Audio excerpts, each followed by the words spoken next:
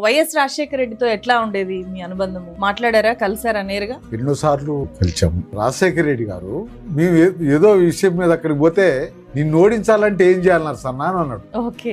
నన్ను ఓడించాలంటే మీ వాళ్ళందరూ ఓట్లు అమ్ముకుంటే మేము ఓడిపోతాం అని అంటే ఆయన ఆహాహా అని నవ్వి మీరు ఓడిపోవద్దు, మీరు గెలవాలని అన్నాడు. అట్లా ఎప్పుడైనా గానీ ఆయన దగ్గరికి ఏ విషయం మీద పోయినా గానీ ఆయన సెక్రటేరియట్ లో ఉంటే విజిట్ కార్డు పంపిస్తే ఆయన డోర్ కాడికి వచ్చి రిసీవ్ తీసుకుపోయేవాడు. ఆ విధంగా అట్టుంటాడు. 2004లో గెలిచాడు, 2009లో గెలిచాడు.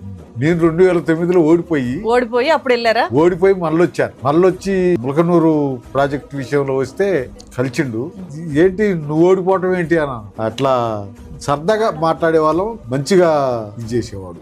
మిగతా వాళ్ళ సంగతి ఏంటి అనే దానికి వస్తే చంద్రబాబు నాయుడు ఏమో ఎప్పుడన్నా ఏదన్నా విషయం ఉండి ఏదన్నా రిప్రజెంట్ చేయడానికి పోతే మంచిది అనేటోడు తప్ప రిప్లై ఉండేది కాదు, సమాధానం చేసేటోడు కాదు. ఎప్పుడు ఆయన దగ్గర నుంచి మేము పని చేయించుకోలేదు.